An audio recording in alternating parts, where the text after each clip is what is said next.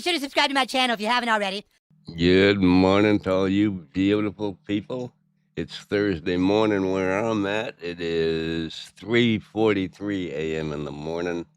I got a couple of clips from Lane Meyer. I figure I might as well do some more video about him because he says he's going to sue me, so, might as well get my money's worth. Anyway, one is a court appearance and one is where his lawyer just tore him up. He actually used the lawyer in one of his cases, and that lawyer just tore him up. I thought he was going to quit, but he didn't. But man, he just ate him a new butthole. Anyway, let's check this out. All right, good morning, everybody. Just give me 1 second, make sure my recording is recording, and we'll go ahead and get started. Okay. All right.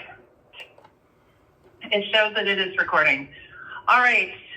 We are on the record in Los Alamos County Magistrate Court. Today is January 28, 2025. The time is now 10:09 a.m. I am Judge Catherine Taylor. We are here on State versus Myers, M33MR 2024-00017. Party, take your appearance, please. And Walt, what you have to say? And Jerry Ortoletta and Blair Dare on behalf of the defendant. And Your Honor, I apologize. I got a flat tire this morning. I'm not in the suit, so I'll keep my video off. I'm just in plain clothes. That's no problem, Mr. Ortoletta. I'm Lane Myers, defendant. Good morning, ma'am. Sir? Good morning. All right. We are here on a motion. This appears to be a motion to suppress filed on behalf of the defendant based on lack of reasonable suspicion. I've reviewed both parties' pleadings, and I don't see that the defendant has raised an appropriate issue for me to consider. From what I can tell, Mr. Dunn, Mr. Archuleta, is that the defendant is alleging this contact was based on lack of reasonable suspicion because the officer didn't have authority within the national forest. Is that a correct summary of what the defendant's position is? In Your Honor, I do know that Mr. Dunn filed an amended motion to suppress as the state hasn't had the appropriate time to respond. So I will acknowledge that in case Mr. Walker's wanted to reset and have time to respond to Mr. Dunn's motion. But in essence, we're saying that there wasn't anyone at the campsite that had the authority to trespass Mr. Myers. And because there wasn't an authority to trespass, he wasn't trespassing fundamentally. And then it happened on the federal land, and Officer Moreno's a state trooper, not a federal officer. All right. Well, the federal question is moot. The state police had authority to patrol and to respond to that call. So unless you have other authority that you can point me to, we're not going to go into that. I don't see any authority that's cited to support that position. So unless there's other supplemental authority or other briefing that you have to contradict the law, I'm not seeing that in any of the pleadings. Any comment, Mr. Dunn, Mr. Archuleta? Now, you have to keep in mind that Lane Myers is the greatest legal scholar known to man. He puts Chile to shame with his law of the knowledge and the rules and regulations, all the way down from jaywalking all the way up to federal crimes. I'm sure he could even appeal his own case to the Supreme Court and walk away a winner. But anyway, let's see how he does on his motions here. We're almost there. I'm not going to show the whole video, just where he gets his results.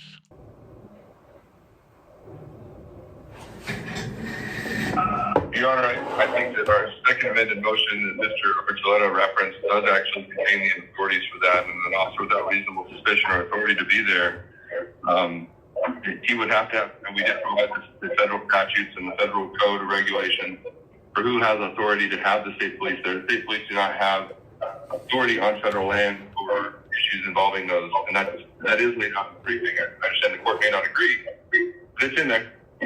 Okay, well, from what I saw, Mr. Dunn, you were citing into code sections related to BLM I was looking at USDA, which would have authority over the National Forest System. Further, I would point counsel to the U.S. Supreme Court decision in CLEP versus New Mexico at 426 U.S. 529. It makes it pretty clear that unless you can show me where the federal government has asserted exclusive authority over that property, over public land, then the state is free to enforce civil and criminal laws on those lands just as a private landowner. So I don't see any appropriate authority that would challenge the state police's ability to enforce any laws on that property. So unless there's some other issue, Mr. Walquist, do you have any comments?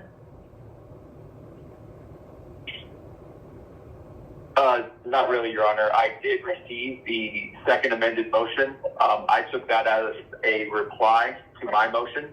So I saw that Mr. Archuleta filed a motion and Mr. Dunn filed an amended motion. I filed a response to that motion, and then Mr. Dunn filed a second amended motion, which I think is actually a reply to my motion. Other than that, I have nothing further to add. Well, let's go back to that issue. The last response I had was from the state. So Mr. Archuleta, Mr. Dunn, I took that as the state having replied to all of defendant's motions. Unless there was some other issue you're raising, Mr. Walquist, regarding Mr. Archuleta's supplemental briefing that you did not have a chance to see. But according to the date stamps, it looks like that second amended motion was filed January 19, 2025, and the state's reply or response was filed January 21st. Your Honor, I think that's because Mr. Dunn is better at e-filing than I am. I sent him a copy of my motion on my reply on, I believe it was Saturday. The 18th. And so I can't e-file it. And so my assistant, he did not get to e-file until the 21st, but I believe Mr. Dunn, second amended motion, e-file of 19th references my reply, or my response. Okay. All right. So Mr. Walquist, do you have any position, do you need more time to reply? It seems to me that it was pretty redundant in terms of there wasn't anything new that I could see that was not addressed prior and not addressed by your response. Was there any other argument that you wanted to make in response to that second amended motion? No, Your Honor, I think you have all the information you need. All right. I will hear argument, Mr. Dunn, Mr. Archuleta. Just very briefly, Your Honor, bearing in mind what the court has said and what you alluded to about authorities in our motion, I point to courts, and I know we're not a court of record, and I imagine that I know this is de novo when we go talk to the district court about these legal issues, but we pointed to U.S. Lilly in paragraph 27. So even if Officer Moreno has authority to control and to enforce state laws, you still have to have a violation of state law. This means that you'd actually have to have somebody to speak with the authority of the federal government in order for them to properly exclude Mr. Myers from the property. And that actual authority is the important point.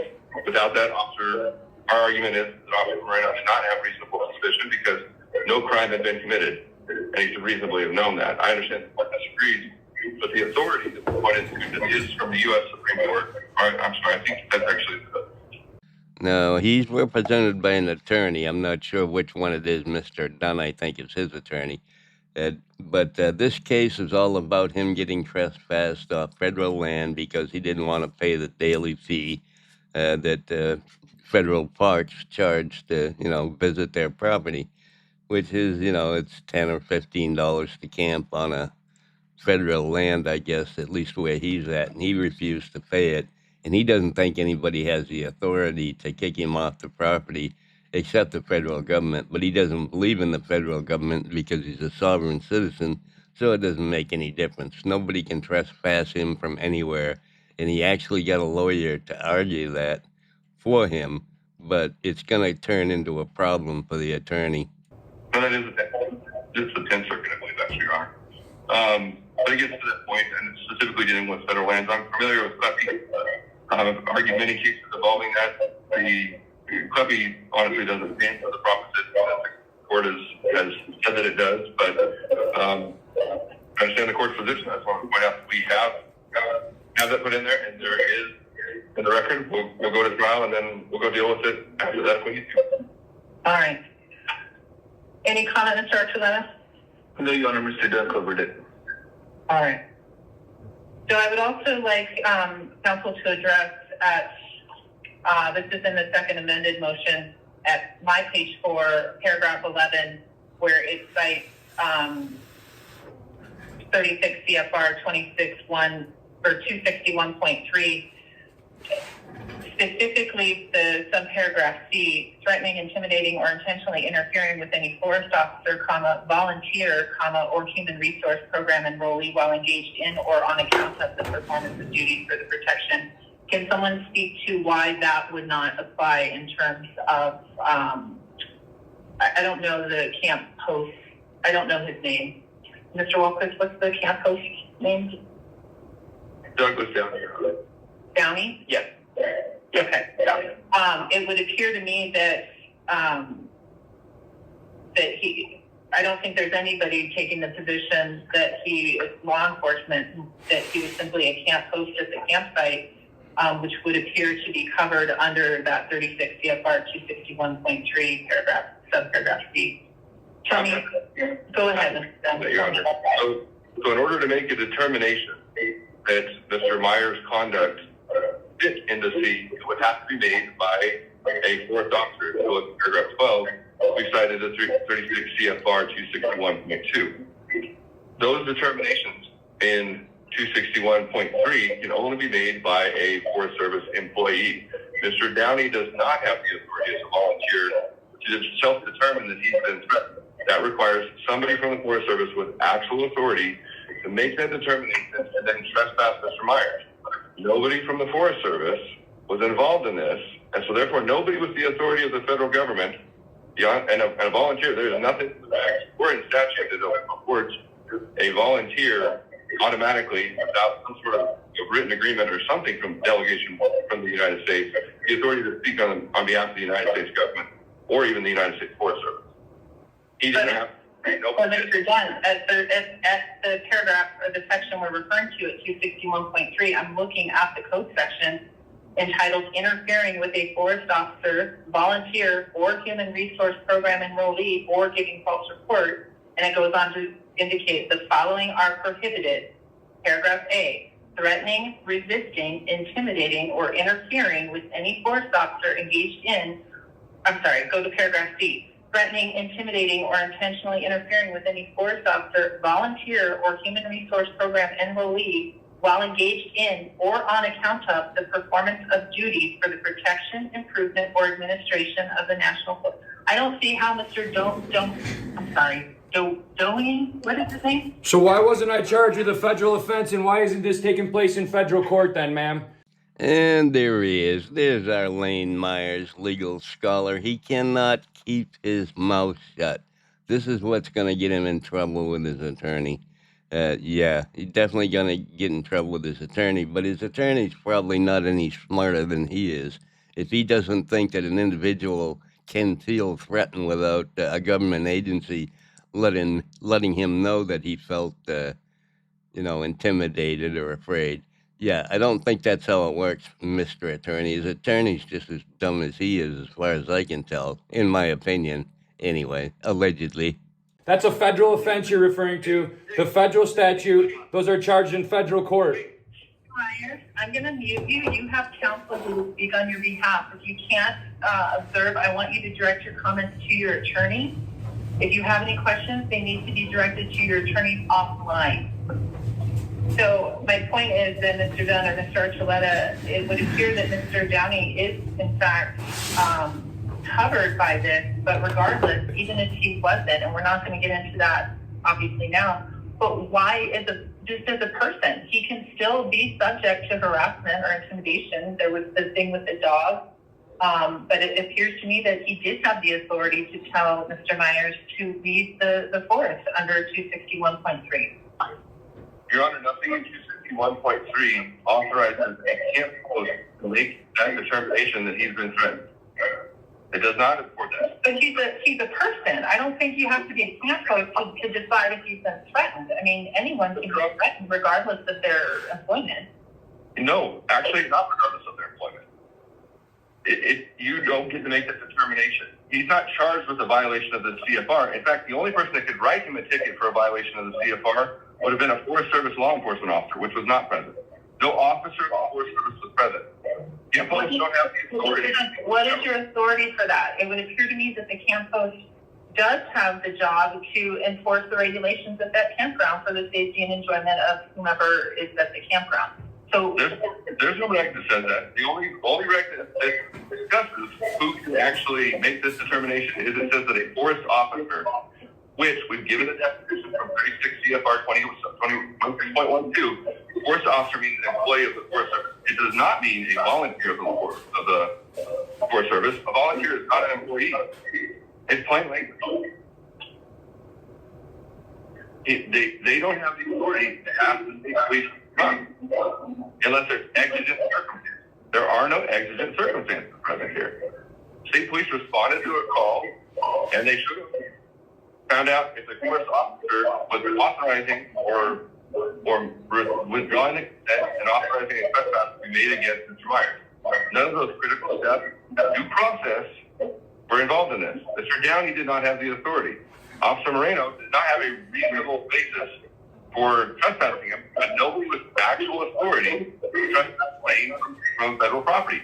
Lane was lawfully on federal property, regardless of what the camp felt, whether he felt threatened or anything else. His proper course of action, based on his role, would have been to contact the Forest Service and ask the Forest Service law enforcement officer, who's available on that forest, to come and deal with this. And then they could have gone through their regs and they could have had this determination, and the forest officer could have made that determination. That didn't happen. Officer Moreno and Mr. Downey just blew past all of the requirements of due process before trespass. So Mr. Dunn, point to me where it says that only a Forest Service officer can make a determination of trespass. I'll pull the reg. Thank you. I don't have it in front of me right now. I'm not charged with that, though. Lane, mute your mic. Mr. Wilkes, while Mr. Dunn is looking for that, do you have any arguments, any comments? Not anything in addition to the briefing.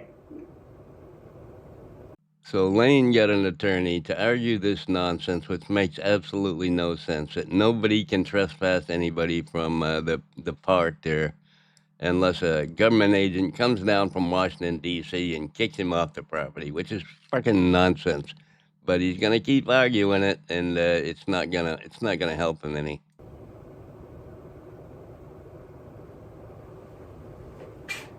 Your Honor, I'll have to pull the regs. I'm happy to supply that as supplemental briefing of the court. Well, what is the reg? Do you have it there? I don't have it. That's what I just said, Your Honor. It's in those 36 CFRs, and it'll take me a minute to find it. Probably longer than we want to sit here and wait. All right. But there's nothing in what we have in front of the court actually delegates that authority to a volunteer. And in fact, if you were to look in the definition, it discusses force officer. I'll find it on my article. All right. Any further argument? Mr. Archuleta, any comments? No, Your Honor, Mr. Dunn covered it all. All right. Mr. Dunn, any other argument or comment? No, Your Honor. Mr. Walquist? Your Honor, I find giving Mr. Dunn a chance to find that regulation. It sounds like if it is what he is saying it is, that would be very important for the court's determination. I had blocked this chunk of time out because I believe the defense asked for at least an hour, I think. So I think you need all the information before making the decision. All right. Is any party planning to present any testimony from any witnesses? Not today, Your Honor. No, from the state, Your Honor. I was planning on the officer testifying. We got to that point, but he texted me not too long ago saying that he was in. Give me a moment, I'll see exactly what he said. He said he has to FTO and a check ride with a sergeant right now, and so wasn't able to attend. All right. All right, today was the day set for our motion hearings. According to our scheduling order, we're going to proceed to trial. Do we need to reset another motion hearing? I don't want to call in a jury panel. If this is, we're not going to have this argument with the jury sitting in the box. So it sounds like we need to resolve this expediently. At this point, I'm inclined to deny defendant's motion unless the parties want to extend the deadline for hearing. Your Honor, I'd like to present the authority of the court. This is only a fourth officer to make that determination. I think that I'm happy to supply that just as a supplement to the court and then have a short argument to explain that point as well. Any objection, Mr. Walkus?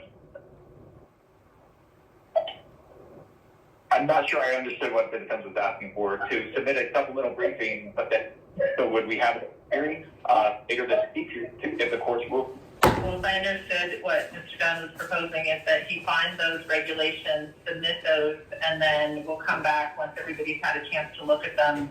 I'll take a short argument and then make a ruling. So I'll delay the ruling until he has a chance to provide those federal regs.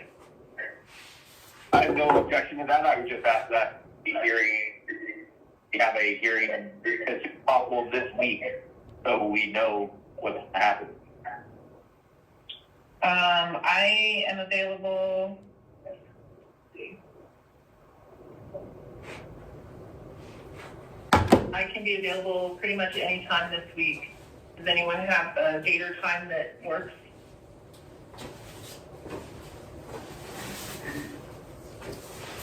Your Honor, we can do Thursday. What time? Anytime for us. I'm sorry, you cut out right? Anytime that's convenient for the court. Oh, thank you. Mr. Walkus, what's your schedule look like? I can do a very early 8 o'clock hearing or an early afternoon. I have 9:15 hearings and then a 3 o'clock hearing. All right, let's set it for Thursday at 1 p.m.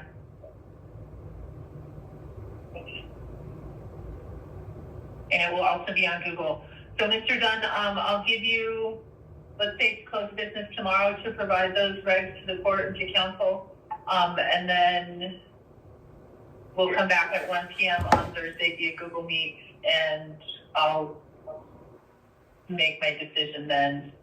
All other terms of our scheduling order will remain in effect. Your Honor, can I get the court's email address? Yes. Are you ready? Yes, ma'am. All right. It's LALM filings-grp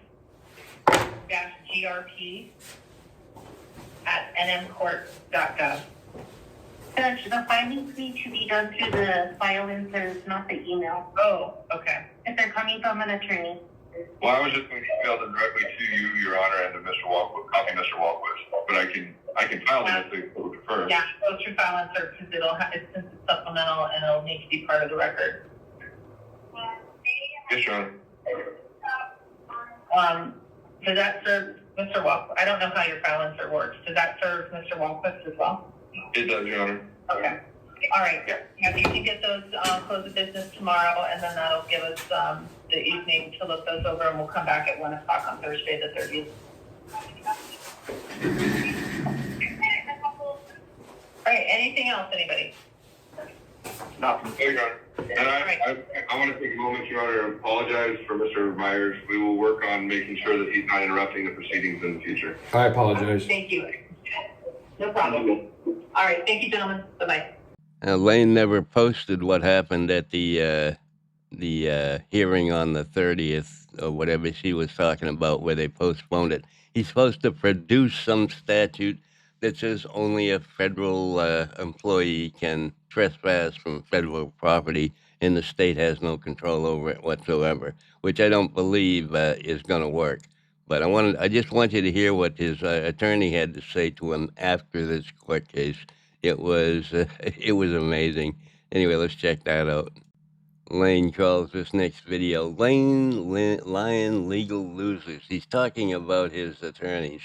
They're legal Legal loses as far as he's concerned, and this is probably why. So check it out. Hello? Hello? Don't say anything and let me talk. For sure.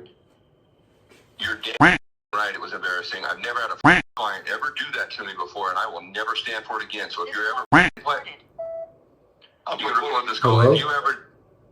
If you ever do that again, I promise you, if you even have any inclination you'll ever do that again, you will never get me to represent you again on anything else. I don't think Jerry differs from me on that. I'm not going to put up with that shit. You were told not to say anything, and you still interjected multiple times. It was embarrassing. You made it worse. Lane, what you kind of need to understand is that what you did hurt us a lot, legally. Because what you're doing is you're arguing with the judge, and you're telling the judge that you don't have confidence in our representation, and that you think that you can argue this better. That's the perception she's going to get. Anyway, he keeps chewing out Lane for about another 15 minutes. It's funny as hell. Old Lane Myers, his own worst enemy, can't keep his damn mouth shut. There's a pretty good chance his lawyers are going to drop him, especially if they ever see the title to this video that he uploaded about him.